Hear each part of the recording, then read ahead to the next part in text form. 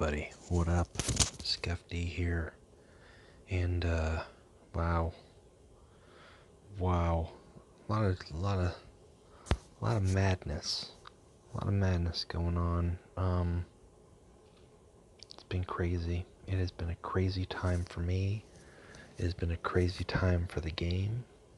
And crazy in a good way for the game. Crazy in a bad way for me. It's only been a week. Since I think the Thousand Sun crate opening I did, and literally like within minutes of that, uploading that video, I just had just a hellacious week. But I'm doing a little bit better, and trying to get some stuff up. I have not been absent from the game. I've been pretty busy with the game. I do have a few videos to kind of share. They're not. I think they're about a week out. I just haven't had the time to get back to editing them and chopping them up and playing around with them to show them off properly. But they're still relevant, so they're worth sharing. Mainly just Beast of Phyra hype and some game replays out there, and some discussion just in terms of that card. And well, I'm not gonna have the same discussion that I already had with myself earlier, but and then Thousand Suns, man. Yeah, so I'm gonna hold off on doing a card by card for probably another week or two, just to give time to sink in case there's any more changes. They've been very powerful. There's a lot of, as you can see, I've got Armin, toying with some stuff with him. I do not have all the cards, but I have several key cards, and I'm happy with. Magnus, I will have you. I will have you, Magnus. But until then, got that going. That's been keeping busy. We've got this event going on here, so there's been some time that I've sunk into that to try to bring stuff up to speed. We had the end of a season. I haven't played into the ladder yet. We've had an end of a season. We've had Thousand Suns drop. We've had some changes made to certain cards. T-Loth's Changers was updated. I think we had a change to Oath or Weird Make. Man, there's just been so much, and I'm trying to catch up with it, and at the same time stay ahead of it too, because Wednesday, this coming Wednesday, so in 4.5 days ish, I will be doing previews for Legio Custodes. So I'm super stoked about that, and I gotta be on my A game. So I'm on my B game right now on the weekend. I'll be on my A game by Monday, and we'll get things rolling. Anyways, that's what I just kind of want to do, a little quick status update. We've had even the normal recording thing that I've used. That app is no longer in service available, so I'm switching off over to a different one. So things might look a little different. I'm also trying to configure, make sure that the display shows right. I'm recording one way, which is a sideways angle. When I say sideways angle, I mean my phone's sideways, so hopefully that doesn't skew any of the formatting for people who are watching, because that's been an issue a couple times.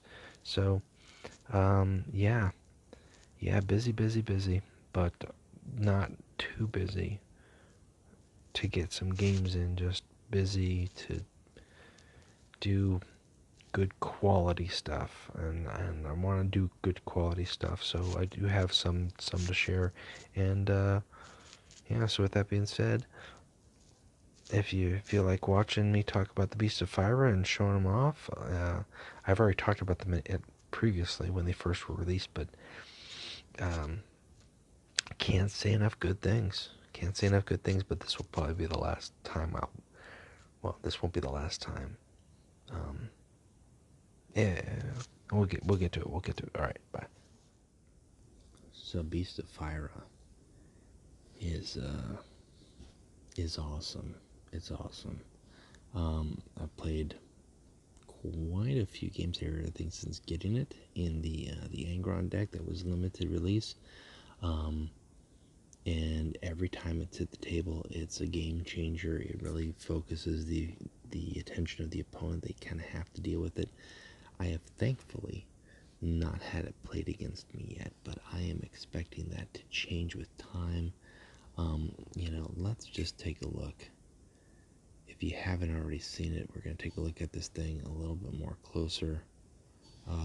Again, Beast of Phyra is just, it's brutal. It's brutal, and you put it out there early enough, it works in just about every aggressive deck that doesn't have to worry too much about energy, or that can afford the maintenance too, or if it's an Ingothil and doesn't have to worry about the maintenance. It's a demon, so it's not susceptible to troop targeting stuff, or infantry rather targeting stuff. I'm sure at some point we're going to see stuff that specifically targets demons and makes it a little bit more weaker. And it's very possible that given too much integration of play of this card into things, that Beast of Phyra may at some point be nerfed or changed. It's too early really for people to for people who didn't buy the decks to have a whole bunch of them. But if I see a second one, I'm picking this thing up in the shop. I do not need any cards from the expansion that it is in, which is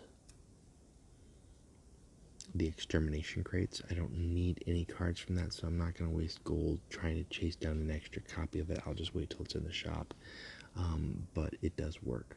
It does work. I've got a couple of games here just to kind of show you and highlight that. So yeah, it's even when it doesn't hit multiple times, just the terror and the focus that it takes from your opponent is crazy.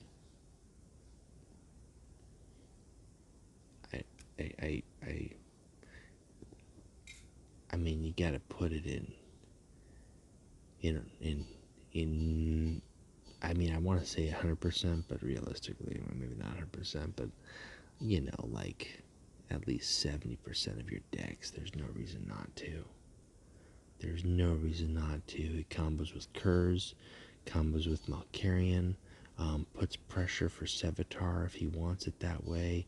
I think the Wolves, gosh, oh my gosh, Oath of Weird Make. I mean, it's energy. It would cost to use his ability, but if he's healing it and giving it ward, are you kidding? Ooh, I gotta test that. I gotta test that right now. Oh my gosh. Falk, I've already talked about Falk getting it up. 6 can pump its health up. Oh, I gotta do a 6 deck with it. Nemetor could keep it around. Numian could give it Survivor. Guys. Beast of Phyra. Do it. Do it. Do it. Alright. Really quick, take a look at these videos here that I record, and I apologize for some cross formatting stuff. I'm trying to mix and try different things out, but yeah, I've got a couple games to show you. So, getting into a few games here, kind of in the late hour, with some whispers starting off this hand really good. And I ended up drawing the Ender Shrek from the Abundance of Plasma, which is nice. This is a replay, obviously, as you can see. Lets you start off strong against Fail. That's not something he's going to really enjoy a whole lot of. But things here get even worse for him. Coming up, you'll see here in just a second. I've been adding this particular card to several of the really aggressive decks, and I don't see why there's no reason not to. It is the Beast of Phyra. If you haven't already seen me talk about it, or heard talk about it, or have seen it out there, get your hands on it if you can. I expect at some point in time we're going to see this card nerfed. That's very possible. But right now, here's a player who is looking at 8 damage from Phyra, 8 damage from Endros, and then 2 damage from myself. That's 18 damage with his 25 remaining health. And obviously he's got no front line here. Now by giving that, he gives me 2 more attack on Endros, and it's just too much. So early in the game, especially for a warlord like Kurz, who can just take advantage of that. It's sick. Here we so I kept going with my string of games here and playing an Alpha Legion game, and again I've got the asteroid belts in my hand, which was a great way to start this matchup here. And I just kind of found that against the Alpha Legion, really what you want to do is you want to try to keep your hand down. You know that's not nothing new. But that is going to help me. The Asteroids Belts is going to help me with my energy curve here because he's got his Saboteur squads. So it's a great way for me to duck away from them. Or at least kind of push out so that if he does play them on curve, it doesn't affect me as much. And the fact that I had high initiative and I'm able to go first, that puts me 1 above him. Now it's interesting to note that he drew the card and he played a trap and the sleeper operative, rather than just switching to Alpharius and drawing a card. So he's playing some sort of draw deck. I can tell that from that's which is much different from your typical Alpharius. But then he spent a second turn drawing another card from me. So he's got the Tenebra Talon, or not the Tenebra Talon, the are they Tenebra Talon? I forget their name. I'll be honest with you. But now he's got a copy of my Talent for Murder, which at this point I was debating, okay, how do I best utilize that? Well, Beast of Phyra makes that decision a little bit easier. What I'm going to go ahead and do here is I'm going to try to bluff him. Or not really bluff him necessarily, but force him to use that Talent for Murder that he took from me. It'll cost him all his energy, but if I throw that out on him, he's going to use that on the Beast as opposed to my Reaper of Caldrax, which I want to use later in the game. But he doesn't go that way. And what he ends up going is he's building up a big hand. He knows I've already got a big hand, which at this point it's really going to suck if he gets to the Harrowing. But another great trade-off here with the Beast is they're a demon, not susceptible to secret orders, so that's not going to do anything for you. And throwing out Jubok here was a risk. So I figured I could do enough damage with the Beast, continue to put pressure on him to focus on getting rid of that unit somehow, and just see what tricks I get from Jubok. And Pale Spear is kind of a nice trick to get, especially given the fact that I've already got 1 card in my hand, Nostromo, that's letting me draw a card. And I'm up on health at this point, so that is just going to give me an edge. And I don't think it's anything necessarily that he wants to see. Alpharius does not like to see the Pale Spear go to his opponent, because that really kind of comes to counter. So he's got his Saboteur squad, but what he doesn't know is I Juboked his Saboteur squad, so I'm still going to stay ahead of the game here. And neither of those 2 health troops are going to really bother me. I've got Rule of Fear in my hand. So it's just a matter of how do I proceed, how do I stay ahead. I'm going to do the Nostromo, I'm going to draw a card. I didn't necessarily need to, because I'm going to get rid of those troops anyways, but I wanted to draw the card and edge it up. And then because he's at 7 energy, I really want to keep him below the 9 for an extra turn away from Harrowing. So I will play that Saboteur squad and drop him down. I've still got a big fat hand, and he's going to have to go into Alpharius, to Almegon, to gain that health and stun me. I kept on that Pi Alpha this entire time for a stun removal for just this reason, but I found late game at this point I really wasn't needing it, so I was going to keep it for a clutch, just for when I did need it. And then I'm just going to try to empty my cards out here to both put pressure on him as well as set up anything potential that he might have. If he does try to stun Korax, I can unstun the Raven Guard, or the Recon Talon rather, and use that Time Melt Bomb, or I can just unstun Korax. What he ends up doing here instead is a widespread damage, and that's not enough. That's not enough. And as a matter of fact, for him doing that additional Lick Tissue Divinatus really kind of sealed the fate, because it gave me one extra card. So instead of him being at 11, he's now at 10 on my turn. And that just puts him into pure lethal. Before he had, you know, I guess I would have still had 11 with the Recon Talon, Kurz, and the Raven, but just too much. Just too many tricks of his own being used against him here. So yeah, that last one especially was just a good example of too many of your own tricks used against you. But it really, I don't think, would have been possible in that matchup without the Beast of Phyra really requiring his focus and his attention. Like I said, I expected him to throw that talent for murder down on him, and I was surprised that he didn't. Make sure that there's no reason why he couldn't. Because if it doesn't work on demons, then that was an unexpected result. Yeah, just any troop.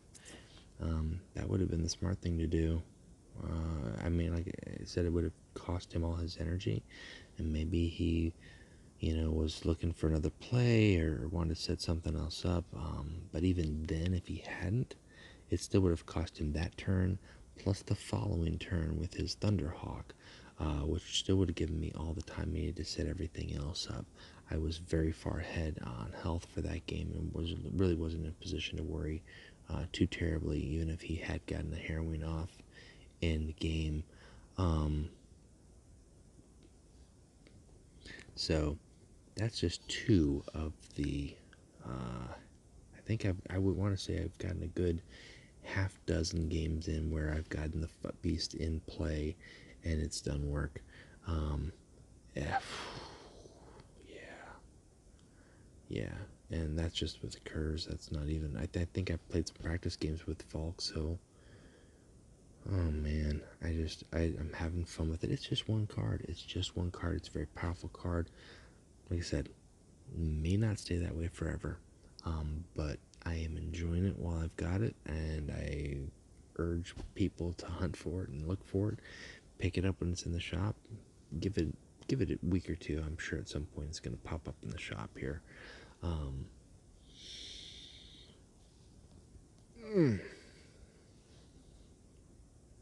right. Yeah, just a little bit of playtime for me tonight, and that's about all I've got to do. But I wanted to share that with you. I just was so excited. So excited to summon the Beast of Phyra and kill things with it. Alright, that's it for me. Good night, guys.